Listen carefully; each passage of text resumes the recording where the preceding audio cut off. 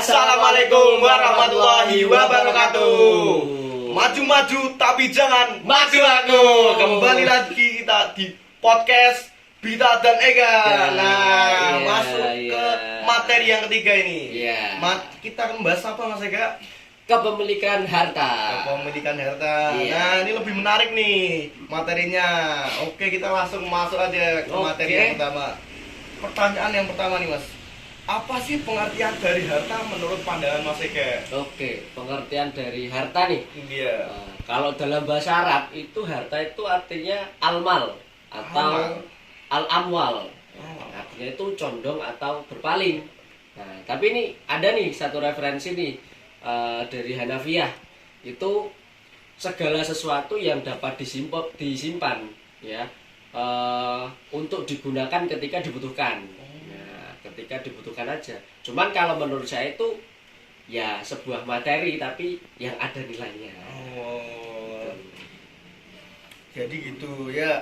Pertanyaan kedua nih Mas. Menurut pandanganmu ini fungsi harta itu apa? Nah, fungsi harta itu ada dua nih. Yang pertama itu fungsi sosial. Fungsi sosial itu gini. Dia itu kepemilikannya itu perorangan, tapi digunakan itu secara kalayak luas atau kayak bareng-bareng gitu loh. Nah, ini aja namanya sosial. Nah, itu kalau fungsi sosial. Yang kedua nih, ada fungsi ekonomi dan edukatif. Itu dimana harta itu ketika nanti berkembang, semakin nilainya juga berkembang.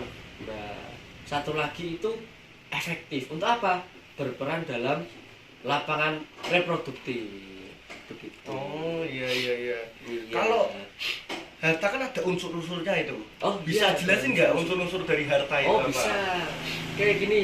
Yang pertama nih, harta itu berwujud atau materi. Ya, jadi kalau dalam bahasa Arab itu berwujud ainiyah. Ya. Kayak apa ya? Kayak ini nih, nggak usah jauh-jauh nih, ada HP nih. Nah, ini kan HP berwujud.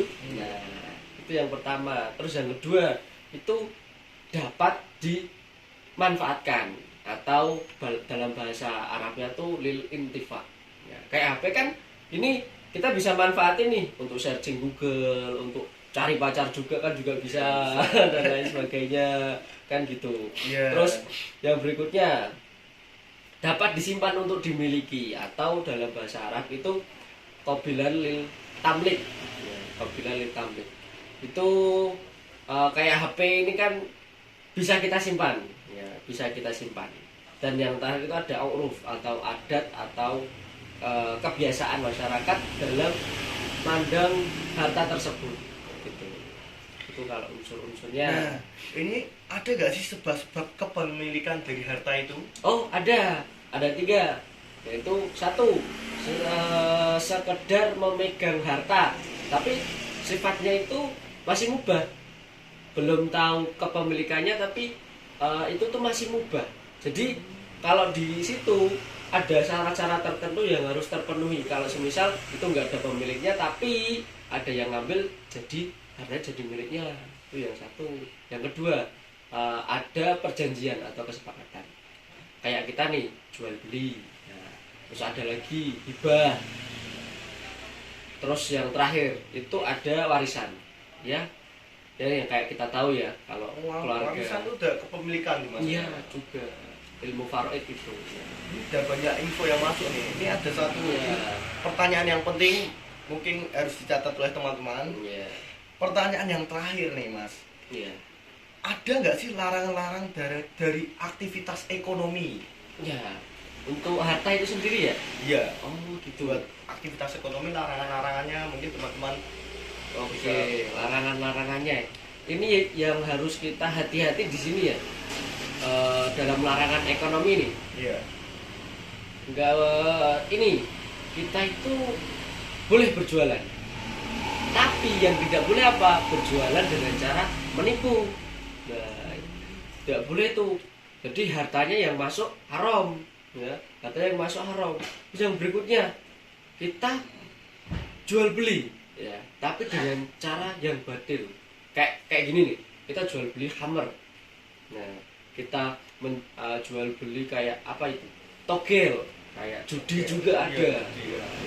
Itu Nggak boleh ya, Mas? wah nggak boleh, apalagi menimbun harta nih yang kita tuh menimbun dengan niatnya itu kikir pengen sombong.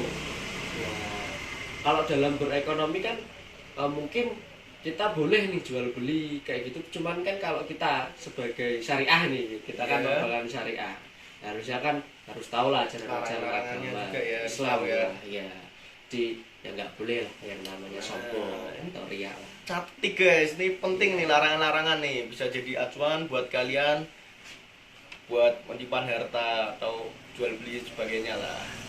Oke. Lebih menarik kan guys dari yang sebelumnya. Nah, ini masih ada keempat dan kelima nih guys. Tetap tunggu dan tonton videonya. Videonya. Terima kasih guys. Oke. Lanjut ke materi keempat.